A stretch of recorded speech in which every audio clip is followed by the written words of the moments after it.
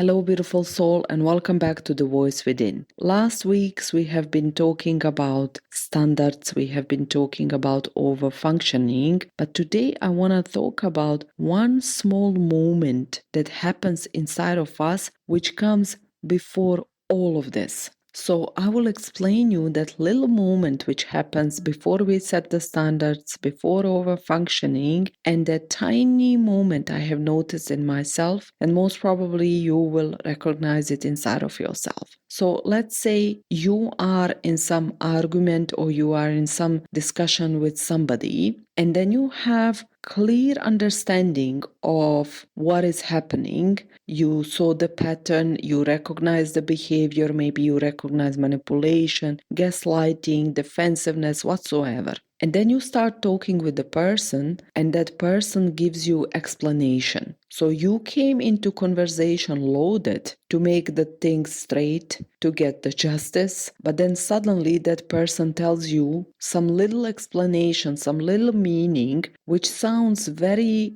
justified in the moment. It sounds real and logical. Suddenly you soften and you accept that meaning. And then once that conversation passes and you start kind of analyzing it in your head, you realize that that explanation that they gave you doesn't have sense and that you kind of betrayed yourself. And now you feel angry at yourself because now you cannot react again because conversation is done, and you feel like double anger. You are angry at yourself because you didn't see it when you were in that moment. You accepted the narrative that they gave you, and you are angry because that person kind of deceived you in the moment. So basically, something in you is bothered. Your body knows, you feel it. It's like your standard is touched, but then another person explains themselves, and then you listen to their explanation, and you kind of move in and accept that explanation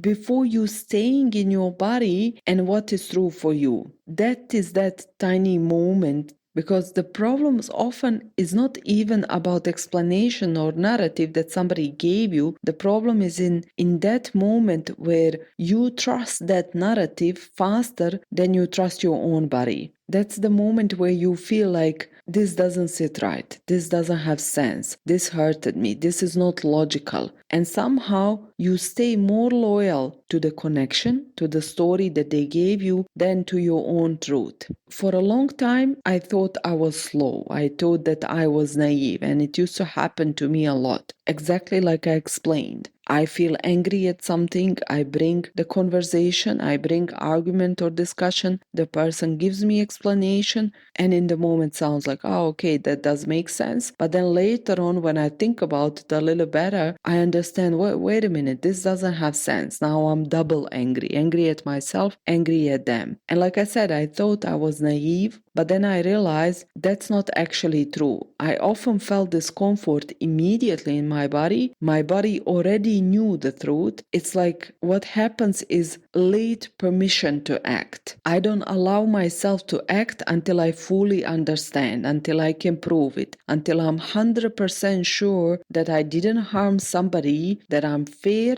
and that I didn't react fast. And by then, I feel like I already left myself, like I already lost the contact with myself. Self-disloyalty can also look like this. When you feel discomfort, but you say, it's fine, it's nothing, I'm okay. Or someone says something like very loaded, and then you just laugh to smooth the things, to kind of erase the tension in the room. Or this happens a lot in motherhood. When you see that your child is affected with somebody's behavior, but you stay smooth, you stay nice to avoid awkward situation with, let's say, another mom in the park. And this is why this self-disloyalty is so sneaky, because on the surface it looks like fairness, but underneath is I am leaving myself for the connection. I am abandoning myself, my signal, until I have enough proof to earn the right to protect myself.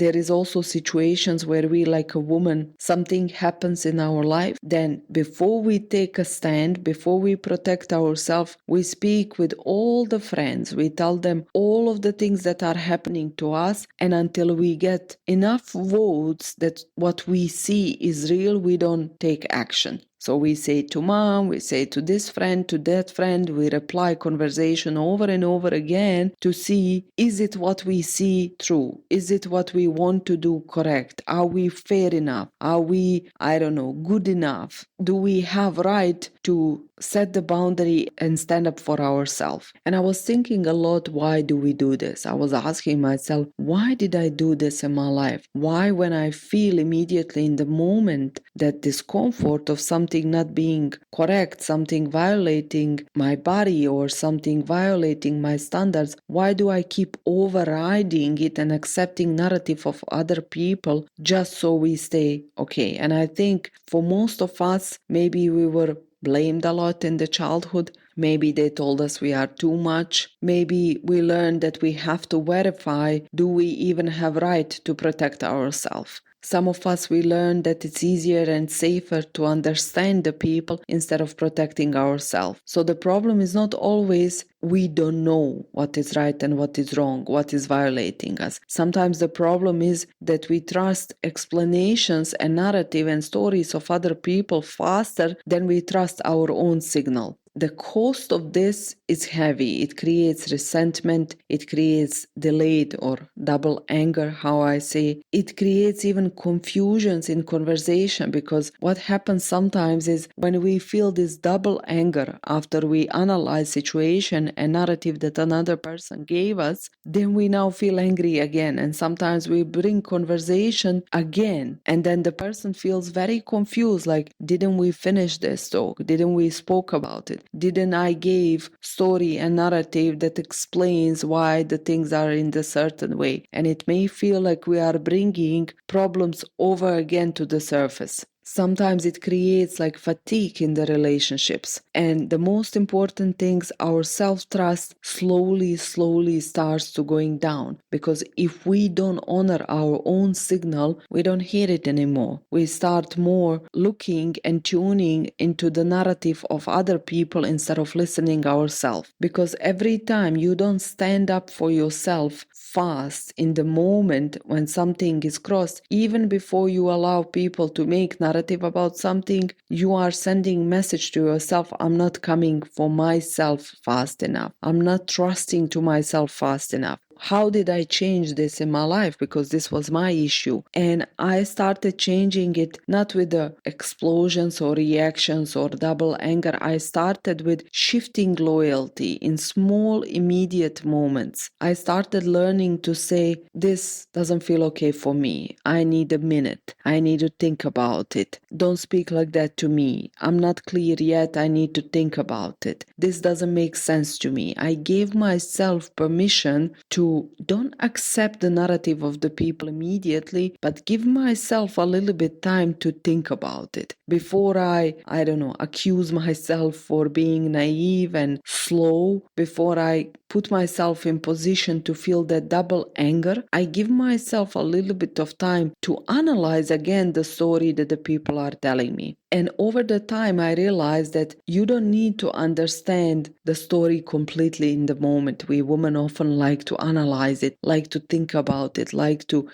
be fair in the moment. We just need enough self-trust to mark the line in the moment. This doesn't feel right. This doesn't feel correct. I don't like when you do that. I'm not comfortable with that. So for the end of this podcast episode, I want you to ask yourself, where do I keep overriding my own body to preserve connection? Where do I act normal while something inside of me is already closing? You know that feeling when you are just pretending that everything is okay and everything is fine, but deep inside of yourself, you know that maybe the story and narrative that people gave you doesn't make sense, and how you feel bad even to bringing it up again, and you feel like something inside of you is closing.